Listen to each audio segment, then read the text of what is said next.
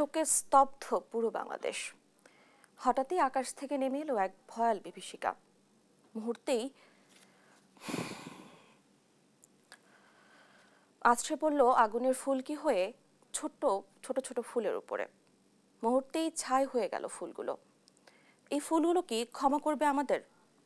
কেমন করে এই শোক সইব আমরা? দর্শক, প্রাসঙ্গিক বিষয়ে আমাদের আজকের বিজনেস টাইমসে আমরা আলোচনা করব বাংলাদেশের অর্থনৈতিক সমসাময়িক বিষয়গুলো। কেমন আছে বাংলাদেশের অর্থনীতির অবস্থা? দর্শক, আপনাদের পুরো সময় জুড়ে সঙ্গে থাকবো আমি ডানা ইসলাম। দর্শক, আমাদের আলোচনার বিষয়বস্তু এগিয়ে নিতে আমাদের স্টুডিওতে আমরা একজন সম্মানিত অতিথিকে আমন্ত্রণ জানিয়েছি। পরিচয় হয়ে নিতে চাই তার সঙ্গে। আমাদের সঙ্গে আছেন ডক্টর শহীদুল জাহিদ, প্রফেসর ও ডিরেক্টর ব্যাংকিং অ্যান্ড ইন্স্যুরেন্স বিভাগ, ঢাকা বিশ্ববিদ্যালয়। আপনাকে স্বাগত জানাচ্ছি আমাদের স্টুডিওতে। আমি আপনার কাছে প্রথমেই জানতে চাইবো, বাংলাদেশের অর্থনীতি আজ এক সন্ধিকোণে দাঁড়িয়ে। এমন অবস্থায় কেমন আছে বাংলাদেশের অর্থনীতি, কি মনে করছেন আপনি? প্রথমতই আপনাকে ধন্যবাদ জানাই, বিশেষভাবে ধন্যবাদ জানাই যারা আমাদের সম্মানিত দর্শক আমাদের এই অনুষ্ঠান দেখছেন। আপনি যেভাবে অবতারণা করেছেন যে আজকে খুবই আমাদের মন ভালো নেই, খুবই শোক সন্তপ্ত শোকাহত একটা দিন। আমি ব্যক্তিগতভাবে খুবই শোকাহত। আমি মাইলস্টোন স্কুল অ্যান্ড কলেজের যে কোমলমতি শিশুরা মারা গিয়েছেন তাদের রুহের মাগফিরাত কামনা করছি, এবং যারা আহত হয়ে আছেন, অসুস্থ অবস্থায় যন্ত্রণায় কাতরাচ্ছেন, তাদের সুস্থতার জন্য আল্লাহ পাকের কাছে দোয়া করছি, কামনা করছি। বাংলাদেশের অর্থনীতি এক কথায় ভালো বা মন্দ বলার কোনো সুযোগ নেই। অর্থনীতি ভালো মন্দ বোঝার জন্য বেশ কিছু সূচক আমাদের জানা দরকার। ম্যাক্রো ইকোনমিক যে সূচকগুলো, সেগুলোর দিকে যদি তাকাই, প্রথমত হচ্ছে যে দারিদ্র্যের কি অবস্থা, বেকারত্বের কি অবস্থা, দ্রব্যমূল্যের গতি, ঊর্ধ্বগতি বা নিম্নগতি তথা ইনফ্লেশন, সেটার কি অবস্থা, সুদ হার যেটা আছে তার কি অবস্থা, এভাবে অনেকগুলো, বা বিনিয়োগের কি অবস্থা, বৈদেশিক বিনিয়োগ বা আভ্যন্তরীণ বিনিয়োগ, সবকিছু মিলিয়েই কিন্তু হচ্ছে একটি দেশের সামষ্টিক অর্থনীতি। আমরা যদি মাইক্রো ইকোনমিক্সের দিকে তাকাই, সেখানেও কিন্তু দেখতে হবে যে প্রত্যেকটা সেক্টর তারা তাদের প্রফিটের কি অবস্থা, সেলসের কি অবস্থা, এই সমস্ত বিষয়গুলোকে যদি আমরা একত্রিতভাবে বলি, তাহলে বাংলাদেশের অর্থনীতি সত্যিকার অর্থে একটা স্থবিরতা লক্ষ্য করা যায়। বিশেষ করে এটা তো জুলাই মাস, জুন মাসে তো হচ্ছে আমাদের বাজেট পাশ হলো, যদি একটি ভিন্ন রূপ বা ভিন্ন বাস্তবতায়। আমাদের যেহেতু জাতীয় সংসদ এই মুহূর্তে কার্যকর নাই, তো রাষ্ট্রপতির অধ্যাদেশের মাধ্যমে সর্বশেষ যে বাজেটটি পেশ হয়েছে এবং সেটা পাশ হয়েছে, তো সেই বাজেট পরবর্তী সময়ে সাধারণত আমরা বিনিয়োগের একটি উল্লম্ফন পরিবেশ লক্ষ্য করি, যেটা এই মুহূর্তে আমরা মিসিং আছে বলে আমরা লক্ষ্য করছি। এবং বিনিয়োগের যে একটি সুষ্ঠু আবহ, সেটা কিন্তু আমরা লক্ষ্য করি, সেটাও কিন্তু আমরা খুব বেশি ভালো অবস্থায় দেখতে পাচ্ছি না। আমরা দেখতে পাচ্ছি যে দারিদ্র্য সীমার নিচে অনেক মানুষ কিন্তু চলে যাচ্ছে, নতুন কর্মসংস্থান সেটাও কিন্তু আমরা দেখতে পাচ্ছি না। যদিও বাংলাদেশ ব্যাংক নীতি সুদ হার কিছুটা কমিয়েছে, এবং আরেকটি একটু আশার বিষয় সেটি হচ্ছে যে রেমিটেন্সের যে ফ্লোটা আছে সেটা তুলনামূলকভাবে বৃদ্ধি পেয়েছে। আশার কথা হচ্ছে এখানেই। এরপরও যদি আপনি এককভাবে কোনো একটা বিশেষ ক্ষেত্র সম্পর্কে জানতে চান, আমরা সেভাবে আলোচনা করতে পারি। ডলার সংকটের পেছনে প্রধান কারণগুলো কি হতে পারে? ডলার সংকট, এখানে তো ডলারের যে উৎস সেটার দিকটা আমাদেরকে বিবেচনায় নিতে হবে। আমরা প্রধানত দুইটি উৎস থেকে ডলার সংগ্রহ করে থাকি। একটি হচ্ছে যে রপ্তানি আয়ের মাধ্যমে, রপ্তানির মাধ্যমে যে আমাদের আয়টা আসে সেটা বৈদেশিক মুদ্রা তথা বিশেষত ডলারে আমাদের অ্যাকাউন্টে জমা হয়।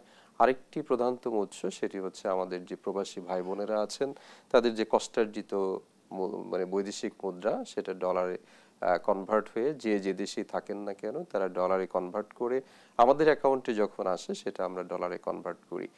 এখন বিষয়টা হচ্ছে যে আমাদের রপ্তানির তুলনায় আমদানি ব্যয়ও কিন্তু আসলে যথেষ্ট বেশি। আমাদের ব্যালেন্স অফ ট্রেড এবং ব্যালেন্স অফ পেমেন্ট, এখানে কিন্তু আমাদের আনফেভারেবল সিচুয়েশন।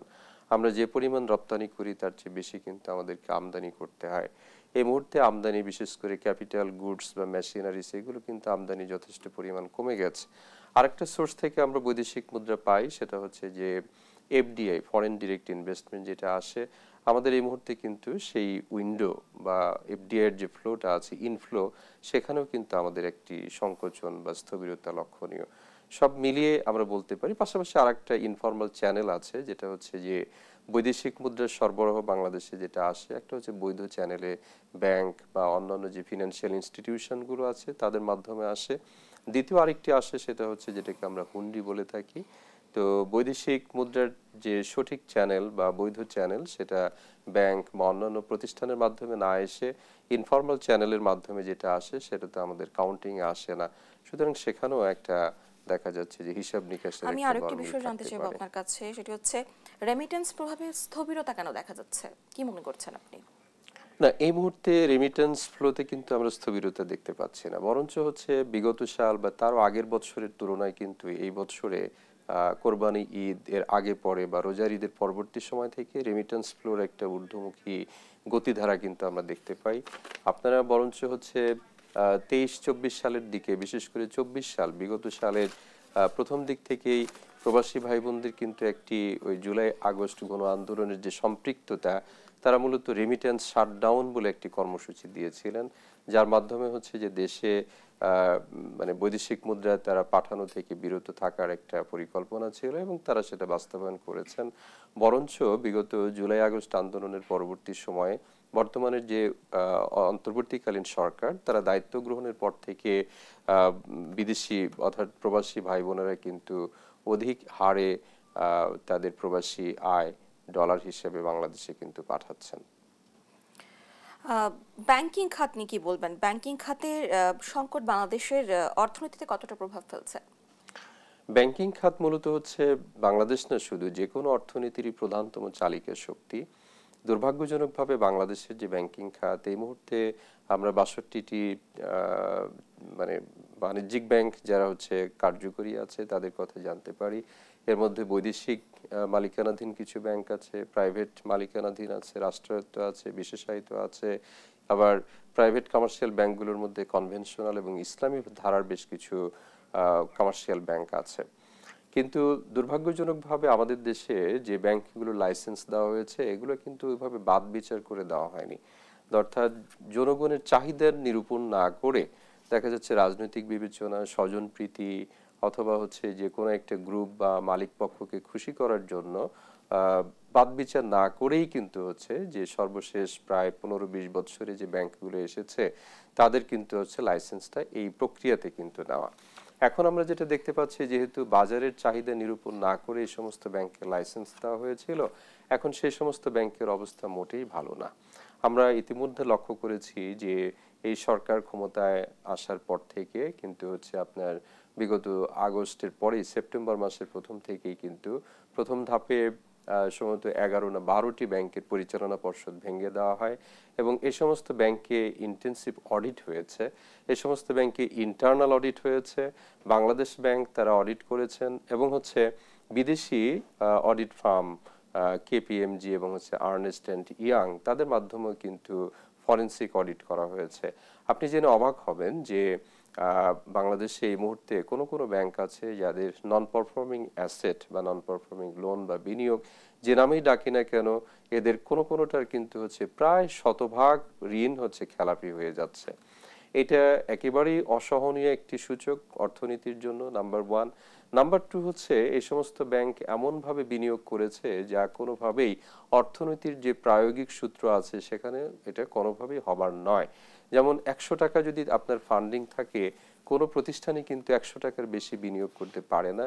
আমরা এই সমস্ত দুর্বল ব্যাংকগুলোর কাউকে কাউকে দেখেছি যে 100 টাকা তাদের তহবিল, সেখানে তাদের হচ্ছে যে সঞ্চিতি যে পরিমাণ রাখার কথা সেটা তো রাখিয়েনি, বরঞ্চ হচ্ছে 100 টাকার এগেইনস্টে তারা 120 টাকা 22 টাকা এই পরিমাণ তাদের হচ্ছে IDR, investment to deposit ratio, এটা কোনো কোনো ক্ষেত্রে শতভাগের উপরে। তো এটা তো হয়েছে কিভাবে? তাহলে তারা প্রশ্ন জাগে যে তারা টাকাগুলো কোথায় পেয়েছে? টাকাগুলো পেয়েছে জনগণের টাকা তারা তছরূপ করেছে। পুরো ডিপোজিটের টাকা তারা হচ্ছে নামে বেনামে এখান থেকে নিয়ে গিয়েছে। দেশে যদি রাখতো, বিনিয়োগ করতো, তাহলেও দেশের মানুষ প্রত্যক্ষ না হলেও পরোক্ষভাবে তারা কিছুটা সুবিধা পেতে পারতেন। কিন্তু এই জাতির দুর্ভাগ্য যে আমরা এই টাকাগুলো তাদের মাধ্যমে দেশে রাখতে পারিনি, তারা এই টাকাগুলো মূলত হচ্ছে বিদেশে পাচার করে নিয়ে গেছে। এখন এই পাচারকৃত অর্থ ফেরত আনা বাংলাদেশের ব্যাংকের জন্য বা অর্থনীতির জন্য বড় একটি চ্যালেঞ্জ এবং এটা আসলে উদ্ধার হওয়া সম্ভব কিনা সেটাও আমরা বলতে পারি না। কিন্তু সামষ্টিকভাবে ব্যাংকিং খাতের যদি আমরা বলতে চাই, তাহলে এই অধিক মাত্রার যে non performing asset, investment to deposit ratio এবং তার চেয়ে বড় কথা ক্যাপিটাল শর্টফল দেখা গিয়েছে। তো সুতরাং এই ঘাটতিগুলো কে বা কারা পূরণ করবে এই মুহূর্তে জাতির কাছে এবং সরকার যারা পরিচালনা করছেন তাদের কাছে প্রধানতম প্রশ্ন হচ্ছে যে মূলধন ঘাটতি এবং হচ্ছে non performing asset, investment to deposit ratio এটা অত্যধিক মাত্রায় বেশি এবং হচ্ছে এই স্বজন প্রীতি অথবা নেপোটিজমের মাধ্যমে যে জনবল নিয়োগ করা হয়েছে, ব্রাঞ্চ ওপেন করা হয়েছে বাদ-বিচার না করে এই সমস্ত কিছুকে ঠিকঠাক করে ব্যাংকিং খাতকে জনগণের কাছে আস্থায় নিয়ে আসা সত্যিকার অর্থে একটি চ্যালেঞ্জ বলে আমরা এই মুহূর্তে মনে এই করছি। ব্যাংকগুলোর সংস্কারের ক্ষেত্রে কি করা প্রয়োজন বলে আপনি মনে করছেন? ব্যাংক সংস্কারের জন্য বা ব্যাংকিং খাত বা পুরো অর্থনৈতিক সেক্টরটাই কিন্তু আসলে সংস্কারের প্রয়োজনীয়তা দাবি রাখে। কারণটা হচ্ছে ব্যাংকগুলো সংস্কার এর প্রশ্নটা যখন আসে তাহলে প্রশ্ন জাগে যে এই সংস্কারের প্রশ্নটা কেন আসলো, এগুলো কি এই জায়গায় কি একদিনে গিয়েছে, রাতারাতি গিয়েছে? এরা তো হচ্ছে অনেক দিন ধরে ব্যাংকিং করছে। সুতরাং ব্যাংকিং খাতকে দেখভাল করার জন্য একাধিক রেগুলেটরি বডি আছে। বাংলাদেশে এফআইডি বলে একটি সংস্থা আছে বা মন্ত্রণালয়ের একটি ডিভিশন আছে, ব্যাংকিং ডিভিশন আছে, সাথে সাথে বাংলাদেশ ব্যাংক তারা তো আছেই, তারা হচ্ছে লেন্ডার অফ লাস্ট রিসোর্ট এবং তফসিল বা শিডিউল দিয়ে থাকেন। সুতরাং তাদের অনসাইট অফসাইট নানাভাবে কিন্তু সুপারভিশন করে থাকেন, কিন্তু আলটিমেটলি আমরা তাহলে বলতে পারবো যে সামষ্টিক ব্যর্থতা আছে। এই সমস্ত ব্যাংকের মালিক পক্ষ এবং হচ্ছে ম্যানেজমেন্ট তারা যোগসাজশ করে এবং নিয়ন্ত্রণকারী সংস্থায় যে বা যারা ছিলেন তাদের সাথে তাদের একটা ছত্রছায়ায় কিন্তু হচ্ছে এই বড় ধরনের লুটপাট অর্থনীতিতে সম্ভব হয়েছে এবং এই খাদের কিনারায় নিয়ে যাওয়ার পিছনে তাদের আমরা বলবো যে একটি সামষ্টিক একটি দুর্বলতা অথবা হচ্ছে ব্যর্থতা, এটা স্বীকার করতেই হয়। এখন প্রশ্ন হচ্ছে যে সংস্কার করতে গেলে কি করতে হবে। সংস্কারের যেটা লক্ষ্য থাকতে হবে সেটা হচ্ছে জনগণকে আস্থায় নিতে হবে। আমাকে এমনভাবে সংস্কারটা করতে হবে, লোক দেখানো যদি সংস্কার করি অথবা যেখানে হচ্ছে আপনার 5টা 10টা সংস্কার করার কথা সেখানে যদি আমি 1টা 2টা করে রেখে দেই তাহলে জনগণ কিন্তু এগুলো আর মানবে না। এখন যেহেতু এই মুহূর্তে এই সমস্ত ব্যাংকের যেহেতু পরিচালনা পর্ষদগুলো ভেঙে দেওয়া হয়েছে, ব্যাংকিং রেজুলেশন অ্যাক্ট করা হয়েছে 2025, সেটা আপনারাও জানেন। তো বাংলাদেশ ব্যাংক অথবা অর্থ মন্ত্রণালয় থেকে আমরা যতটুকু জানতে পারছি যে তারা একটা মার্জার প্রক্রিয়ার মধ্য দিয়ে যেতে চাচ্ছেন। প্রথম ধাপে 5টি ব্যাংকের কথা আমরা শুনছি যারা হচ্ছে ইসলামিক ভাবধারার ব্যাংক বা ইসলামিক ব্যাংকিং করে থাকেন। এই সমস্ত ব্যাংকে যেহেতু মাত্রাতিরিক্ত বা দেখুন যে বৈশ্বিক মানে ঋণ মাত্রা যেটা স্ট্যান্ডার্ড অ্যাকসেপ্টেবল লিমিট যেটা সেটা হচ্ছে 2%-এর উপরেই যদি হচ্ছে আপনার নন পারফর্মিং লোন চলে যায় সেটাকেই তখন বড় ধরনের একটি ক্রাইসিস বলে মনে করা হয়। কিন্তু ইতিপূর্বে আমি যেটা বলেছি যে কোনো কোনো ব্যাংক কিন্তু প্রায় 97% 95% ঋণ তারা মন্দ ঋণে কিন্তু শ্রেণীকৃত হয়ে গেছে। তো সুতরাং এই মুহূর্তে যেটা দরকার হবে যে পরিচালনা পর্ষদ যেগুলো গঠিত হয়েছে তারা আসলে সঠিকভাবে কর্মসম্পাদন করতে পারছে কিনা সেগুলো সিস্টেমেটিক সাপোর্ট দিতে হবে। মার্জার প্রক্রিয়া যদিও গভর্নর সাহেব ইতিমধ্যে বলেছেন যে আমরা এখানে 5টি ব্যাংক মার্জার করে থেমে থাকবো, তা না, এটা একটি চলমান প্রক্রিয়া এবং হচ্ছে টাইম টু টাইম যে সমস্ত ব্যাংক এই ইন্ডিকেশনগুলোতে দুর্বলতার দিকে চলে যাবে তাদেরকেও মার্জার প্রক্রিয়ার মধ্যে নিয়ে আসা হবে। তো সুতরাং আমরা যে কোনো উদ্যোগকে সাধুবাদ জানাতে চাই, কিন্তু সিস্টেমেটিক ডেভেলপমেন্টটা এই পর্যায়ে রাখতে হবে যাতে করে ব্যাংকিং প্রতিষ্ঠানগুলোতে এজেন্সি প্রবলেমটা খুবই প্রকট। এখানে এজেন্সি প্রবলেম না হয়ে এজেন্সি বেনিফিট হয়ে গিয়েছে বাংলাদেশের ক্ষেত্রে। এখানে মালিক পক্ষ এবং হচ্ছে ম্যানেজমেন্ট যোগসাজশ করে কিন্তু হচ্ছে ব্যাংকগুলোকে লুটপাট করেছে। তো সুতরাং এই মালিক পক্ষ এবং ম্যানেজমেন্টের মধ্যে যে গাঁটছড়া এবং হচ্ছে যে নিয়ন্ত্রণকারী সংস্থাগুলোর যে তাদের একটি ছত্রছায়া বা আমব্রেলার ভূমিকা পালন করা, এখান থেকে আসলে সরে আসার জন্য মালিক পক্ষ দ্যাট মিনস শেয়ার হোল্ড করলেই 2011 সালে যে আইনটি করা হয়েছে সেটা আসলে ফিনান্সিয়াল ইনস্টিটিউশনগুলোর জন্য খুবই একটি বলতে পারবো যে এই মন্দ একটি আইন হয়েছে। কারণ 2% শেয়ার হোল্ড করলেই আপনি প্রতিষ্ঠানের ব্যাংকিং প্রতিষ্ঠানের এখানে আপনি পরিচালক হতে পারবেন, পরিচালনা পর্ষদে যেতে পারবেন। এটা কেন? একটা প্রতিষ্ঠানে তো বিশেষ করে ব্যাংকিং প্রতিষ্ঠান, আপনি নিজেও যেটা বলছিলেন যে আপনি ফিনান্সের গ্রাজুয়েট, আপনি জানেন যে এখানে 10% আমাদের কিন্তু বেসেল 3 অ্যাকর্ডই আমরা ফুলফিল করতে পারছি না। ক্যাপিটাল অ্যাডিকুয়েসি সলভেন্সি রেশিও যেটা ব্যাসেল 3 অনুযায়ী আমাদের 12.5% রাখার কথা, কিন্তু এই ক্রাইসিস বা দুর্দশাগ্রস্ত ব্যাংকগুলো তো বটেই, অনেক ব্যাংকগুলোকেই ঘাটেন যে বাংলাদেশে এখনো কিন্তু পুরো মাত্রায় ব্যাসেল 3 এটা ইমপ্লিমেন্টেশন হয়নি, আপনি নিশ্চয়ই জানবেন।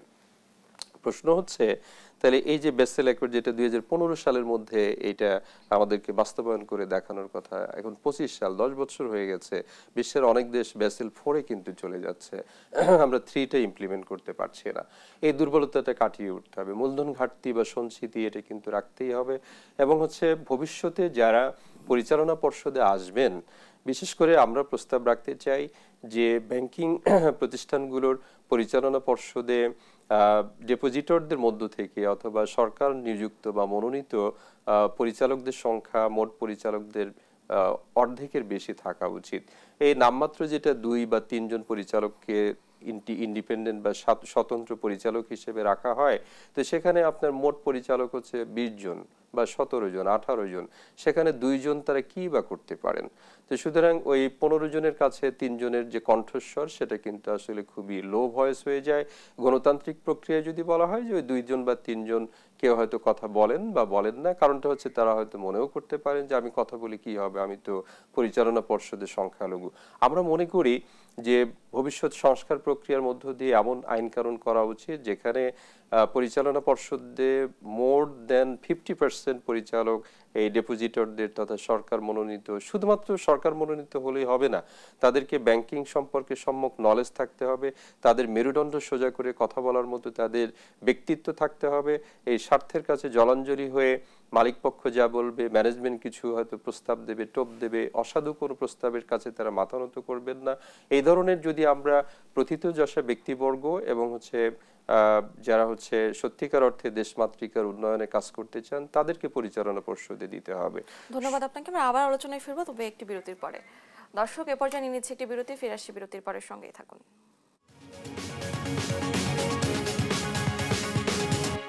বিরতির পর সবাইকে আরো একবার স্বাগত জানাচ্ছি। আমরা ফিরে যাচ্ছি আমাদের আলোচনায়। আমি যেমনটা বলছিলাম, বাংলাদেশের অর্থনীতি খুবই বিপর্যয় অবস্থায় আছে। বাংলাদেশ কি অর্থনৈতিক মন্দার পথে যাচ্ছে, নাকি এটি একটি সাময়িক ধাক্কা? কি মনে করছেন আপনি? এক কথায় যদি বলতে চাই তাহলে বাংলাদেশে অর্থনীতির এই মুহূর্তের যে অভিঘাত যেটা আমরা দেখতে পাচ্ছি, এটা কিন্তু আসলে শুরু হয়েছে বেশ আগে থেকে। আমরা করোনার পূর্বের যে সময়কালটা, তখন আমাদের জিডিপি গ্রোথ রেট প্রায় 8%-এর কাছাকাছি ছিল, কোনো বছর 7, কোনো বছর 7.5 বা তার চেয়ে একটু বেশি হয়েছে। কিন্তু করোনার পরবর্তী যে সময়কালটা সেটা কিন্তু আসলে আমাদেরকে বিবেচনায় নিতে হবে। দ্বিতীয়ত হচ্ছে যে বিগত জুলাই আগস্ট আন্দোলনের মাধ্যমে বা তার কিছুদিন পূর্ব থেকে কিন্তু বাংলাদেশের ব্যবসায়ী সমাজ বা রাজনৈতিকভাবে যারা দুর্বৃত্ত ছিলেন তারা কিন্তু আসলে দেশ থেকে টাকা পয়সা নিয়ে কিন্তু আসলে চলে গিয়েছে। তহবিল বা কোষাগার ব্যাংকগুলো কিন্তু শূন্যের কোঠায় চলে আছে। তো সুতরাং এখান থেকে উত্তরণ ঘটতে কিছুটা সময় লাগবে, কিন্তু সেটা কতদিন লাগবে সেটা এই মুহূর্তে বলা যায় না। বাট আমি আশাবাদী যে আমরা যদি এদেশের আপামর মেহনতি জনসাধারণ যদি একসাথে কাজ করি, আমরা হয়তো এই মন্দা বা মানে বিপর্যস্ত একটা পরিস্থিতির মধ্য দিয়ে যাচ্ছি, সেখান থেকে হয়তো কাটিয়ে উঠতে খুব বেশি বেগ পেতে হবে না। কারণ এদেশের মানুষ পরিশ্রমী। অতীতেও যে ধরনের অর্থনৈতিকভাবে বিপর্যস্ত পরিবেশ আমরা মোকাবেলা করেছি, সেখান থেকে কিন্তু আমাদের নিজস্ব সক্ষমতার মাধ্যমে কিন্তু আমরা উত্তরিত হতে পেরেছি। আপনাকে অসংখ্য ধন্যবাদ আমাদের আয়োজনে আমাদের সঙ্গে যুক্ত হওয়ার জন্য। আপনাকেও। দর্শক, আমাদের আজকের আলোচনা এই পর্যন্তই। পরবর্তী আয়োজন দেখার আমন্ত্রণ হলো। সে পর্যন্ত সবাই সুস্থ থাকবেন, ভালো থাকবেন, দেশ টিভির সঙ্গেই থাকবেন।